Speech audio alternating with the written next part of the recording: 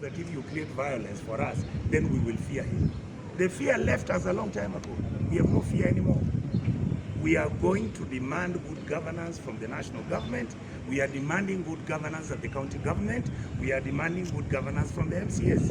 And we are not going to fear anybody, whether it's the president or whoever it is. We are determined that we are going to hold everybody answerable and accountable to state resources. There's nothing else I have to say. Talk about the issues and the books. What are the issues? Yes. The issues that are in the county government are very simple. We have an audit report which we have come here with the budget committee to analyze and look at whether the county government used the figures well or not. We came to the assembly to meet with the members of the county assembly because they're the ones who do primary oversight. Our job is to do secondary oversight. So why is the governor organizing his goons to fight people and he's pretending that he doesn't know those people who are fighting at the county? Who doesn't know what Arachi does? But I want to tell him this. If he thinks that he's going to start scaring people so that people don't run for him as governor, I myself, I will run. Yes. I'm going to run. Yes. Yes. Nobody is going to intimidate me or intimidate anybody in doing my job.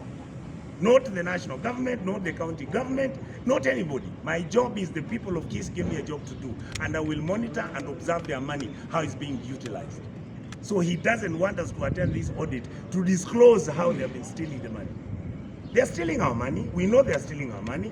We have audit queries. That's what we are looking at here. So why is he setting goons to come and fight people? You met him in office. What were the questions? Nothing. We are just introducing each other. Protocol requires that we go to his office and say hi and then come here. Why would he fight people who are within his office? Yes. They have been beating this fella here. I'm only saying I've been beaten. They have been beating this guy.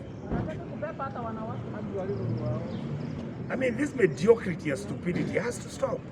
Leadership, you don't use violence to fight people who disagree with you. Look at what we have done with a young man called Ojuang in Migori. We just killed him for blogging. What is wrong with us? And if you kill Ojuang, you think there isn't another one who's going to blog. Me, myself, I'm blogging today. Why don't you come and kill me? This nonsense has to stop.